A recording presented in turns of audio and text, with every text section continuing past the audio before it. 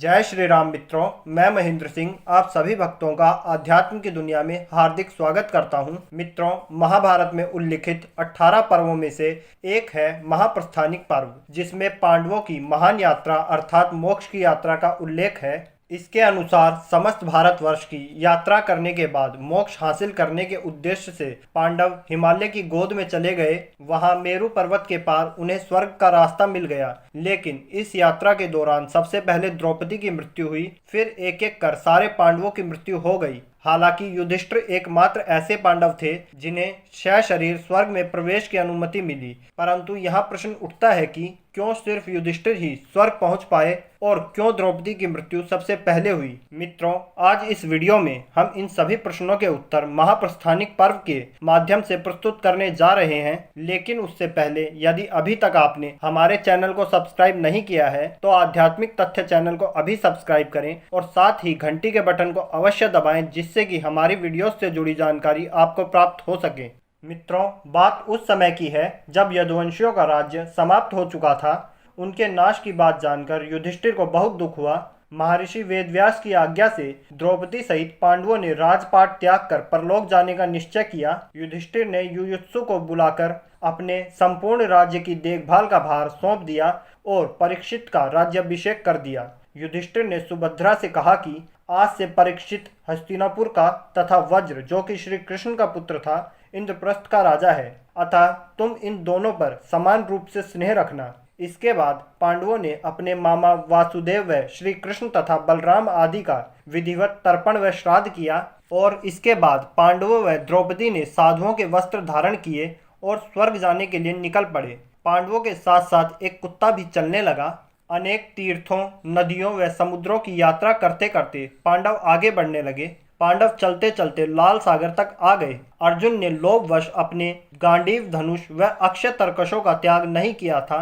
तभी वहां अग्निदेव प्रकट हुए और उन्होंने अर्जुन को गांडीव धनुष और अक्षय तरकशों का त्याग करने के लिए कहा। अर्जुन ने अग्निदेव की बात को मानते हुए ऐसा ही किया। पांडवों ने पृथ्वी की परिक्रमा पूरी करने की इच्छा से उत्तर दिशा की ओर यात्रा की। यात्रा करते करते पांडव हिमालय तक पहुंच गए। हिमालय लांघ कर पांडव आगे बढ़े तो उन्हें बालू का समुद्र दिखाई पड़ा। इसके बाद उन्होंने मेरु पर्वत के दर्शन किए। पांचों पांडव, द्रौपदी तथा वह कुत्ता तेजी से आगे चलने लगे। तभी द्रौपदी लड़खड़ाकर गिर पड़ी। द्रौपदी को गिरा देख भीम ने युधिष्ठिर से कहा कि द्रौपदी ने कभी कोई पाप नहीं किया, तो फिर क्या कारण है कि वह नीचे गिर पड़ी। युधिष्ठिर ने इसका उत्तर देते हुए कहा कि द्रौपदी हम सभी में अर्जुन को अधिक प्रेम करती थी, इसलिए उसके साथ ऐसा हुआ। ऐसा कहकर युधिष्ठिर द्रौपदी को देखे बिना ही आगे बढ़ गए।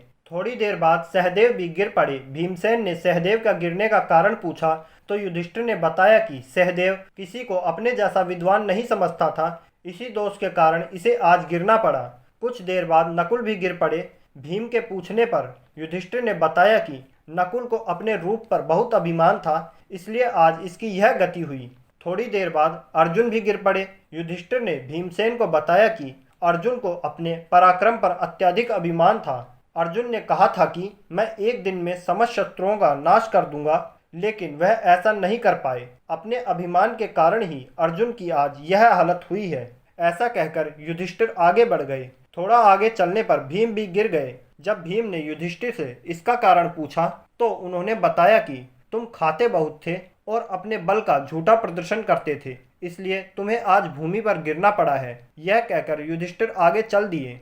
केवल वह कुत्ता ही उनके साथ चलता रहा। युधिष्ठिर कुछ ही दूर चले थे कि उन्हें स्वर्ग ले जाने के लिए देवराज इंद्र स्वयं अपना रथ लेकर आ गए। तब युधिष्ठिर ने इंद्र से कहा कि मेरे भाई और द्रौपदी मार्ग में गिर पड़े हैं, वे सभी हमारे साथ चलें, ऐसी व्यवस्था कीजिए। तब इंद्र ने कहा कि वे सभी पहले ही स्वर्ग पहुंच चुके हैं, वे शरीर त्याग कर स्वर्ग पहुंचे हैं और आप सशरीर स्वर्ग में जाएंगे। इंद्र की बात सुनकर युधिष्ठिर ने कहा कि यह कुत्ता मेरा परम भक्त है, इसलिए इसे भी मेरे साथ स्वर्ग जाने की आज्ञा दीजिए। लेकिन इंद्र ने ऐसा करने से मना कर दिया। काफी देर तक समझाने पर भी जब युधिष्ठिर बिना कुत्ते के स्वर्ग जाने के लिए नहीं माने तो कुत्ते के रूप में यमराज अपने वास्तविक स्वरूप में आ गए। वह कुत्ता वास्तव में यमराज ही थे।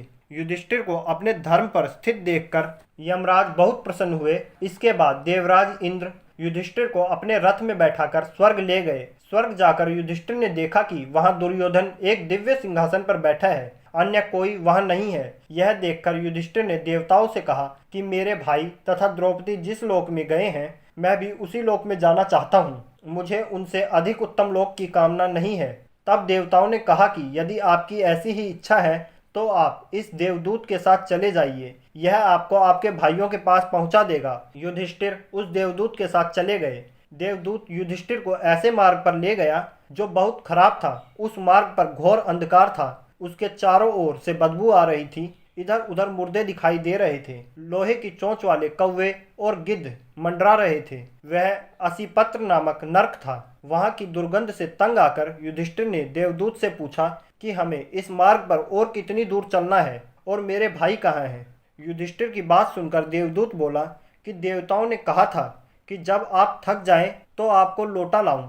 यदि आप थक गए हैं तो हम पुनः लौट चलते हैं। युधिष्ठिर ने ऐसा ही करने का निश्चय किया। जब युधिष्ठिर वापस लौटने लगे तो उन्हें दुखी लोगों की आवाज सुनाई दी। वे युधिष्ठिर को कुछ देर वहीं रुकने के लिए कह रहे थे। युधिष्ठिर ने जब उनसे उनका परिचय पूछा तब उन्होंने कर्ण, भीम, अर्जुन, नकुल, सहदेव व द्रौपदी के रूप में अपना परिचय दिया।